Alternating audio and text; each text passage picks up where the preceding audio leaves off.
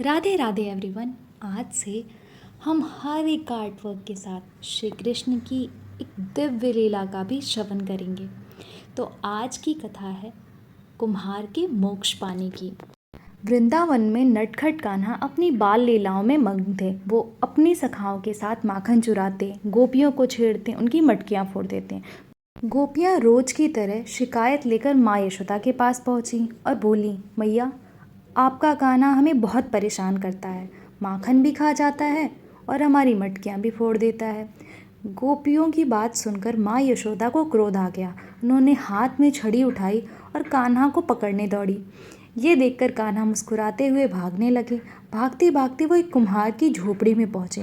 वहाँ मिट्टी के घड़े और मटकियाँ रखी थीं। कान्हा ने कुम्हार से कहा, कुम्हार बाबा, आज मैया बहुत नाराज़ है, कृपया आप मुझे कहीं छिपा लीजिए। कुम्हार ने जैसे ही कान्हा का मुख देखा वो समझ गया कि ये कोई साधारण बालक नहीं, स्वयं भगवान श्री कृष्ण हैं। उसने बड़े प्रेम से उन्हें एक बड़े मिट्टी के घड़े के नीचे छिपा दिया। कुछ ही क्षणों में माँ यशोदा वहाँ पहुँची। उन्होंने कुम्हार से पूछा, कुम्हार, क्या तुमने मेरे कन्हैया को यहाँ आते देखा है? कुम्हार ने हाथ जोड़कर विनम्रता से कहा, नहीं मैया, मैंने नहीं देखा। माँ यशोदा इधर उधर देखकर वहाँ से चली गई। जब यशोदा मैया वहाँ से चली गई तब घड़े के नीचे से कान्हा ने मुस्कुराते हुए कहा, बाबा अब मुझे बाहर निकाल दीजिए। कुम्हार ने हाथ जोड़कर कहा, प्रभु पहले मुझे एक वचन दीजिए। श्री कृष्ण मुस्कुराए, पूछा, बताओ क्या चाहते हो? कुम्हार बोला, प्रभु मुझे 84 लाख योनियों के बंधन से मुक्त कर दीजिए। भगवान श्री कृष्ण मुस्कुराए और बोले, तथास्तु। कुम्हार ने फिर कहा, प्रभु केवल मुझे ही नहीं, मेरे पूरे परिवार को अपनी कृपा से मोक्ष प्रदान कीजिए। भगवान ने कहा, तथास्तु। कुम्हार ने फिर विनम्रता के साथ बोला, प्रभु जिन बैलों की सहायता से मैं मिट्टी लाता हूँ, मेरा जीवन का सहारा है, उन पर भी अपनी कृपा कीजिए। भगवान श्री कृष्ण ने उसकी ये प्रार्थना भी स्वीकार कर ली।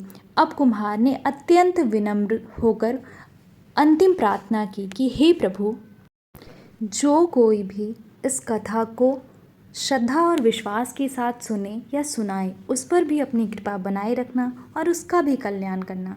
भगवान श्री कृष्ण अपने भक्त की निष्काम भक्ति और करुणा को देखकर अत्यंत प्रसन्न हुए और उन्होंने कहा, ऐसा ही होगा। इसके बाद कुम्हार ने बड़े घड़े को हटाया और भगवान श्री कृष्ण को बाहर निकाला। कुम्हार ने उनके चरणों में सिर झुका दिया। भगवान ने उसे आशीर्वाद दिया और वो फिर से अपनी बाल लीलाओं में लौट गए। इस कथा से हमें ये सीख मिलती है कि भगवान को धन, वैभव या दिखावा नहीं, बल्कि सच्चा प्रेम, निष्कपट भक्ति और दूसरों के कल्याण की भावना सबसे अधिक प्रिय है। जो भक्त निस्वार्थ भाव से भगवान को याद करता है, भगवान उसकी हर मनोकामना पूर्ण करते हैं। तो प्रेम से बोलो राधे राधे। मिलते हैं नेक्स्ट वीडियो में और एक प्यारी सी कथा और एक प्यारे से आर्ट वर्क के साथ। तब तक के लिए राधे राधे।